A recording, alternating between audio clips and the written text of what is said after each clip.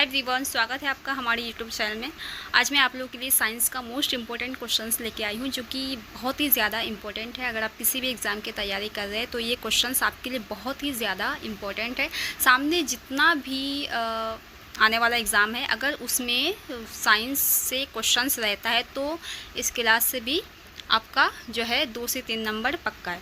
तो चलो फिर हम बिना टाइम वेस्ट किए सीधा क्लास को स्टार्ट करते हैं। तो हमारे पास सबसे पहला क्वेश्चन है कि एक प्राकृतिक विद्युतीय गतिविधि है जिसकी विशेषता आकाश में लाल और हरा प्रकाश किरणों की उपस्थिति है, और जो विशेष तौर पर उत्तरी या दक्षिणी चुंबकीय ध्रुव के निकट घटित होती है। तो इसका जो राइट आंसर होगा, हम इस डायरेक्ट आंसर ही देते हैं, ये होगा ऑरोरा। नेक्स्ट है कि फुलरीन जो कि कार्बन का एक अपरूप है, तो उसकी खोज किसने की थी? ऑप्शन ए है केशिले, बी है रिचर्ड स्मेली, सी है फेराडे और डी है हिजेनबर्ग। तो इसका जो राइट आंसर होगा 52 का, ये होगा ऑप्शन बी, यानी कि रिचर्ड स्मेली। नेक्स्ट है कि अनाधिकृत उपयोग से नेटवर्क की रक्षा करने के लिए डैश इंटरनेट प्रोटोकॉल को अवरुद्ध करता है। ऑप्शन ए है फायरवॉल, बी है प्रॉक्सी सर्वर, डी है राउटर्स और सी है राउटर्स और डी है VoIP। तो इसका जो राइट आंसर होगा 53 का, ये होगा ऑप्शन ए, यानी कि फायरवॉल। नेक्स्ट क्वेश्चन है कि यदि कोई वस्तु एक वृत्तीय गति में एक समान वेग से चल रही है तो डैश। ऑप्शन ए है कि इसका त्वरण बढ़ता रहता है, बी है इसका त्वरण शून्य रहता है, सी है इसका वेग बदलता रहता है और डी है इसका वेग एक समान होता है। तो इसका जो राइट आंसर होगा 54 का, वो होगा ऑप्शन सी, यानी कि इसका वेग बदलते रहता है। नेक्स्ट है डैश एक स्थिति है जिसमें रक्त में लाल कोशिकाओं की या हीमोग्लोबिन की कमी होती है। ऑप्शन ए है एल्बिनिज्म, बी है प्रोपीरिया, सी है कि एनीमिया और डी है केलोइड डिसऑर्डर। तो इसका जो राइट आंसर होगा 55 का, वो होगा ऑप्शन सी, यानी कि एनीमिया। नेक्स्ट क्वेश्चन है कि निम्नलिखित रोगों में से कौन सा रोग पानी के प्रदूषण द्वारा नहीं होता है पूछ रहा है ना। तो पानी के प्रदूषण द्वारा तो हैजा, ऑप्शन ए है हैजा जो कि होता है, बी है टाइफाइड, ये भी होता है, सी है दमा और डी है दस्त। तो इसका जो राइट आंसर है वो दमा, जो कि नहीं होता है पानी के प्रदूषण के कारण। नेक्स्ट है कि अनुदैर्घ्य तरंगों गैसीय माध्यम में डैश का एक उदाहरण है। ऑप्शन ए है कि ऊष्मा तरंगे, बी है रेडियो तरंगे, सी है विद्युत चुंबकीय तरंगे और डी है ध्वनि तरंगे। तो अनुदैर्घ्य तरंगे जो है वो उदाहरण है 57 का होगा डी, यानी कि ध्वनि तरंगे। नेक्स्ट क्वेश्चन है कि परिक्षेप गति में कुल उड़ान समय डैश होता है। तो इसका हम इसका आंसर दे देते हैं। इसका जो राइट आंसर होगा वो होगा ऑप्शन डी, यानी कि अधिकतम ऊंचाई तक पहुंचने के लिए लगने वाले समय से दुगुना होती है। नेक्स्ट क्वेश्चन है कि चींटी के काटने पर कौन सा रासायनिक पदार्थ व्यक्ति के शरीर के भीतर जाता है? तो यानी कि चींटी के डंक में अगर हम बात करें तो वो रहता है फॉर्मिक अम्ल रहता है ना, वो रहता है फॉर्मिक अम्ल चींटी के डंक में। तो यही होगा।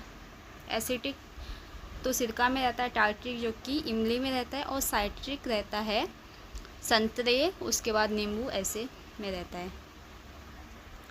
नेक्स्ट क्वेश्चन है कि प्रकाश संश्लेषण के दौरान उन्मुक्त ऑक्सीजन कहाँ से आती है? ऑप्शन ए है पानी, बी है कार्बन डाइऑक्साइड, सी है ग्लूकोज और डी है क्लोरोफिल। तो प्रकाश संश्लेषण के दौरान तो इसका जो राइट आंसर होगा वो होगा पानी। नेक्स्ट क्वेश्चन है डैश एक दवा है जो हृदय के कार्य को धीमी करती है और उच्च रक्तचाप के इलाज के लिए उपयोग में लाई जाती है। तो इसका जो राइट आंसर होगा 61 का, वो होगा ऑप्शन ए, यानी कि कॉन्ट्रेसेप्टिव है ना। नेक्स्ट क्वेश्चन है कि बिजली के बल्ब का फिलामेंट डैश से बना होता है। बिजली के बल्ब का फिलामेंट वो किससे बना होता है? ऑप्शन ए है मैग्नीशियम, बी है लेड, सी है टिन और डी है टंगस्टन। तो इसका जो राइट आंसर होगा वो होगा ऑप्शन डी, यानी कि ये तो सबको पता है। और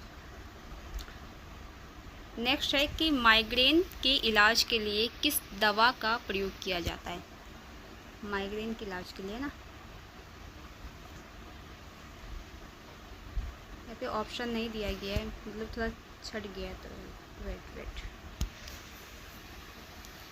इसका जो राइट आंसर होगा ये तो नहीं होगा, ऑप्शन ए नहीं होगा। इसका राइट आंसर होगा विद्युत चुंबकीय तरंगे, है ना, ये इसका राइट आंसर है। नेक्स्ट क्वेश्चन है कि प्रक्षेप गति में कुल उड़ान समय डैश होती है। क्या है? वेट कितना तक हुआ? 63 तक हुआ ना, तो 63 तक हुआ ना, तो हाँ इसका ऑप्शन दिया गया है। हाँ, तो इसका जो राइट आंसर होगा वो होगा ऑप्शन सी होगा, वो होगा सुमेय शिरप्टिन, है ना, ये इसका राइट आंसर होगा। नेक्स्ट क्वेश्चन है कि निम्नलिखित में से किसमें प्रमुख चरण युग्म कोद्भिद है?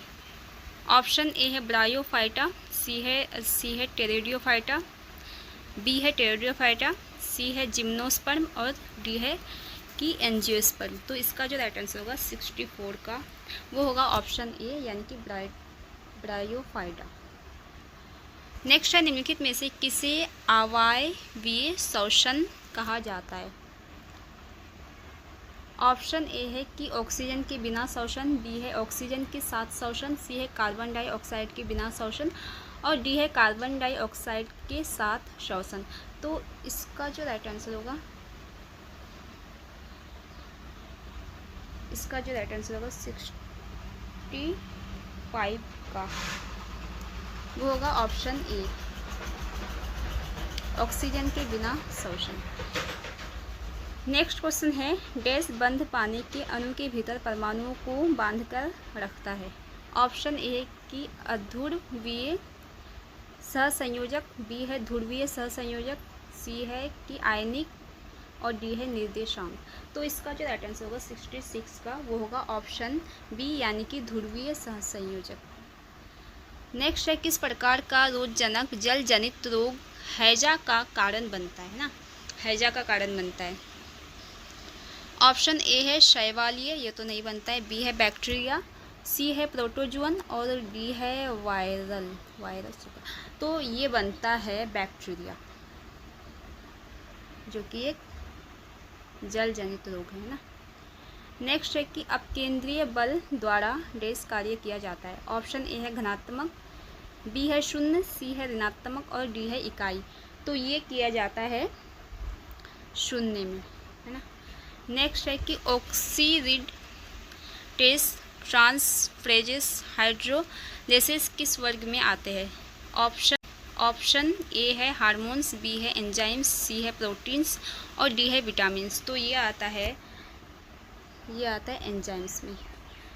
नेक्स्ट क्वेश्चन है कि निम्न में से कौन सी बात अनावृतबीजी के बारे में सच नहीं है? अनावृतबीजी है ना, तो ये है प्रमुख चरण सेफ्रोफाइट्स होता है, ये गलत है। ये यहाँ पे जो है ऑप्शन बी इसका सही आंसर होगा।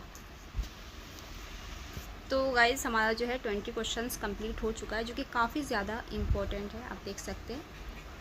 अगर आप इन क्वेश्चंस को कर लेते हैं और किसी भी एग्ज़ाम में अगर साइंस से क्वेश्चंस पूछता है तो ये बहुत ही ज़्यादा इम्पोर्टेंट है। तो अभी तक अगर आपने हमारे चैनल को सब्सक्राइब नहीं किया है, वीडियो को लाइक नहीं किया है, तो वीडियो को लाइक कर दे प्लीज़ और चैनल को भी सब्सक्राइब कर दे। मिलते हैं फिर नेक्स्ट वीडियो में।